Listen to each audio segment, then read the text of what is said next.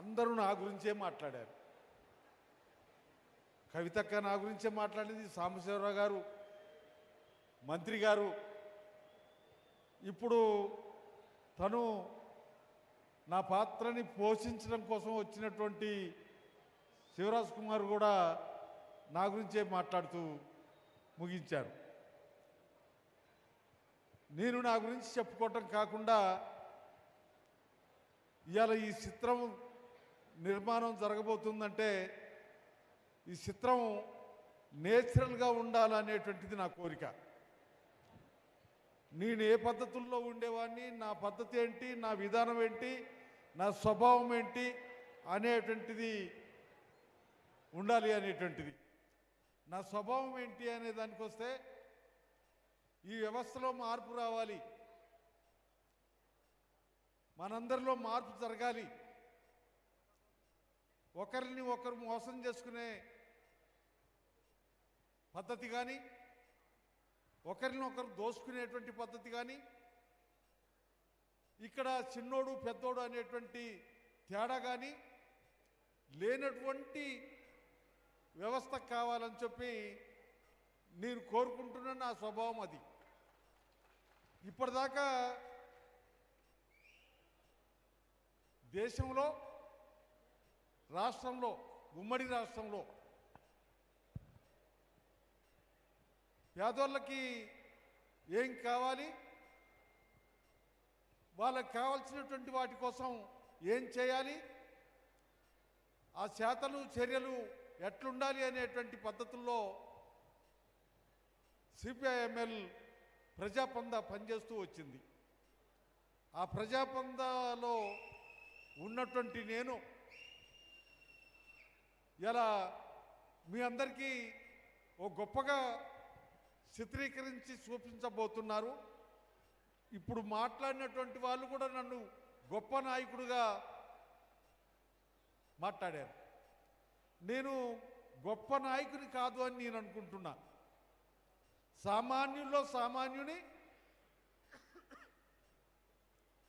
సామాన్య ప్రజల కోసం ఆ ప్రజల్లో ఉండి ఆలోచిస్తున్నటువంటి వాడిని, అట్లా నన్ను చూడాలనేటువంటిది నా భావన. ఇలా ఈ చిత్రం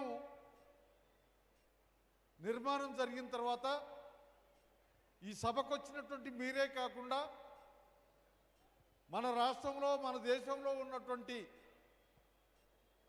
ప్రజలందరూ చూసి ఆ మార్పుకి స్పందిస్తారని చెప్పి, ఆ మార్పుని అమలు చేస్తారని ఆశిస్తారని నేను కోరుకుంటున్నా, భావిస్తున్నా.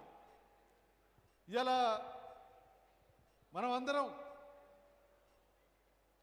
ఎక్కడున్నాం, ఏం చేస్తున్నాం, జరుగుతున్నటువంటి పరిణామాలు ఏంటి అనే విషయానికి వస్తే మనల్ని పాలించేటువంటి పాలకులు, ప్రభుత్వాలు మనకు సాలినంత సౌకర్యాలు కల్పిస్తలేరు. మనకున్నటువంటి సమస్యలన్నింటినీ పరిష్కరించే స్థితిలో లేరు. అందుకనే ఆ సమస్యల పరిష్కార దిశగా ప్రయాణం చేయాల్సినటువంటి అవసరం ఉంది. మనం కళ్ళు తెరవడం కాకుండా మన పాలకుల్ని కళ్ళు తెరిపించాలి అనేటువంటి భావన నేను భావిస్తున్నాను. కళ్ళు తెరుచుకొని ఉన్నారా, మూసుకొని ఉన్నారా అనేటువంటి దానికి వస్తే ఎప్పటికప్పుడు గొప్పలు చెప్తున్నారు, హామీలు ఇస్తున్నారు. కానీ ఆ గొప్పలకి సంబంధం లేనటువంటి పద్ధతుల్లో, హామీల్ని అమలు చేసే పద్ధతుల్లో లేరు అనేటువంటిది మనకందరికీ కనపడుతుంది. అందుకని ఈ సినిమా, ఈ పిక్చరు, ఈ చిత్రం దాన్ని చూపేబోతుంది అని నేను భావిస్తున్నా. 3 సంవత్సరాల నుండి డైరెక్టర్ పర్మస్ దీనికి సంబంధించినటువంటి, నాకు సంబంధించిన నా బాల్యం నుంచి మొదలుకొని ఇప్పటిదాకా ఏంటి అనేటువంటి దాన్ని తెలుసుకున్నటువంటి హిస్టరీని ఇప్పుడు మన ముందుంచబోతున్నాడు. ఏదైతే మొత్తానికి ఈ చిత్రం నిర్మాణం జరగాలన్నా దానికి కావాల్సినటువంటి గ్రౌండు, దానికి కావాల్సినటువంటి యంత్రాంగం ఇవన్నీ అవసరం. దాంట్లో మరి మనం ఎన్టీ రామారావుని చూసాం, ఇప్పుడు చిరంజీవి గారిని చూస్తున్నాం, ఇంకా చాలామంది సినిమా యాక్టర్లని చూస్తున్నాం, ఆ సినిమాలు చూస్తున్నాం. అటువంటి యాక్టర్గా ఉన్నటువంటి శివరాజ్ కుమార్ గారు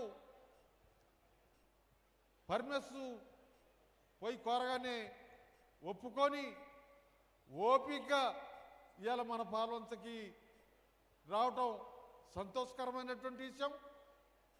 ఆయన ఆ చిత్రాన్ని మనందరికీ ఉపయోగపడే పద్ధతుల్లో, ఈ వ్యవస్థలో మార్పుకు కావలసినటువంటి పద్ధతుల్లో వ్యవహరిస్తాడని, యాక్షన్ చేస్తాడని చెప్పి భావిస్తున్నా. ఇలా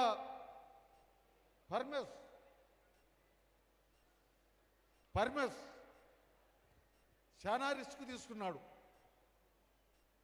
ఆయన తీసుకున్నటువంటి రిస్క్ని ఇక్కడ మన పాల్వంచలో ఉన్నటువంటి సురేష్ రెడ్డి గారిని కూడా దింపాడు.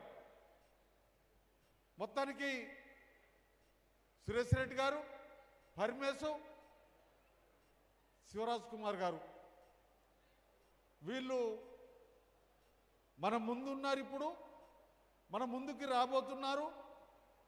మన ముందుకి వచ్చేటువంటి చిత్రం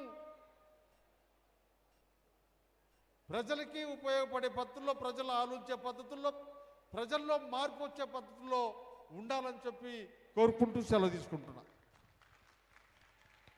థ్యాంక్ యూ నర్సన్న. సురేష్ గారు ఈ సందర్భంగా ఏమైనా మాట్లాడాలని మైక్ తీసుకున్నారా? పోటు రంగారావు గారు చివరిగా 2 మాటలు మా కోసం.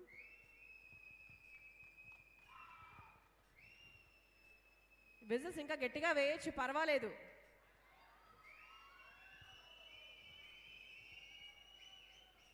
సభకు నమస్కారం. వేదిక మీద ఉన్న